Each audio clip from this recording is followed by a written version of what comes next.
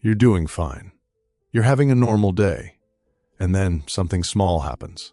A scene in a show, a message from someone you shouldn't think about, a quiet moment alone, and suddenly it's like your brain flips a switch you didn't ask it to flip. Your body pulls in one direction, your mind pulls in another, and somewhere in between there's this low hum of shame that doesn't quite go away. Not because you did anything, just because you felt something. This looks like a willpower problem. It looks like a discipline problem. But here's what's actually happening. Your brain isn't broken. It's doing something much more specific than that. And once you understand what it's really doing, the whole thing starts to make a different kind of sense. Let's start with something that almost nobody says out loud. You are not uniquely weak. You are not further gone than everyone else. The fact that lust feels powerful to you, consuming even, doesn't mean something went wrong inside you. It means something went right in the way your brain was designed. The brain is a prediction machine. It is always, constantly, scanning for what will make you feel better, safer, calmer, more alive. And it learns. It remembers what worked before. The problem isn't that your brain has bad intentions. The problem is that it learned a very fast shortcut, and now it uses that shortcut even when you don't want it to. That's not a character flaw. That's neuroscience. So why does lust feel so hard to manage? Not just inconvenient, but genuinely overpowering at certain moments. Here's the first piece of the answer. Think about the moments when it hits hardest. It's usually not when things are calm. It's when you're stressed, bored, disconnected, or emotionally depleted. You've had a hard day. You feel invisible. You feel behind. You feel the low ache of something missing. And suddenly your brain is not thinking about tomorrow. It's looking for relief right now. This is your nervous system doing what it's always done. It's trying to regulate. When the emotional body gets flooded with anxiety, loneliness, overstimulation, or the particular heaviness of modern life, it searches for the fastest route back to equilibrium. And intense desire, with all its neurochemical heat, is extraordinarily effective at cutting through noise. It focuses the mind instantly. It creates urgency where there was just dull wait. For a few minutes, everything else goes quiet. That quiet was never about lust itself. It was about needing to feel something other than what you were feeling. But here's the part nobody tells you. The reason lust returns, the reason it can feel like a loop you can't escape, is not because you're failing to resist it. It's because the thing underneath it hasn't been addressed. The relief was temporary. The need wasn't. Think of it like reaching for a warm blanket when you're cold. The blanket doesn't fix the temperature in the room. It just makes the cold bearable for a while. Your brain knows this works. So the next time you're cold, it reaches for the blanket again. Not because it's weak, because it remembers.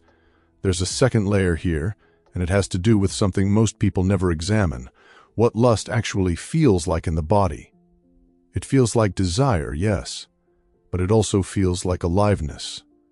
For a lot of people, especially those who grew up in environments that were emotionally flat or unpredictable, or where big feelings weren't welcome, intense wanting is one of the few states where they feel completely, undeniably present.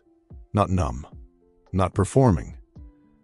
Just in the body, in the moment, fully switched on. There's a concept in psychology around emotional avoidance, the way certain feelings get rerouted through the body because the direct route feels too dangerous.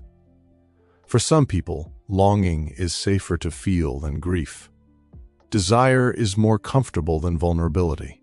The heat of wanting something keeps you from having to sit with the ache of missing something. Think about it in your own life. When was the last time lust showed up not because you were seeking pleasure, but because you were quietly, privately in pain? This is where it gets interesting, because the same experience changes completely depending on where you are in life.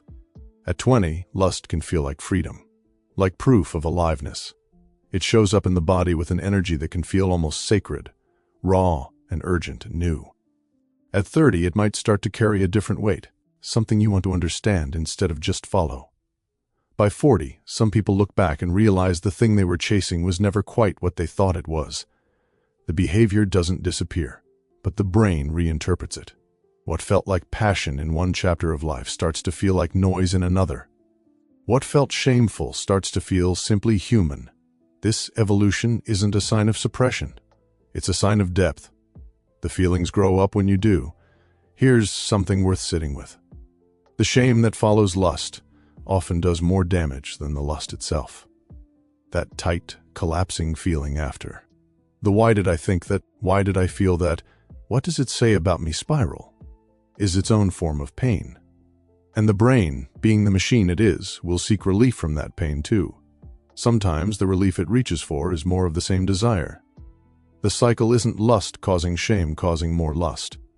It's shame causing a need for relief, and the brain offering the one thing it knows reliably delivers. Understanding this doesn't mean excusing behavior that causes harm. It means recognizing that shame has never been a long-term solution to anything. Shame is a closed door. It keeps you in the room with the problem but doesn't show you the way out. What does regulate this, over time, is something quieter than willpower. It's context. It's meaning. It's a life that is full enough that the brain doesn't need emergency routes to relief quite as often. When you are genuinely rested, genuinely connected, genuinely doing something that means something to you, the pull loosens. Not because you got stronger, but because your nervous system has other anchors now, other places to go. The old familiar room of desire is still there, but you're not living in it because you have nowhere else to be. That's not advice. That's just what people tend to notice, quietly, when their life changes around them. So here's where we land. You are not fighting a monster. You're not losing a war with yourself.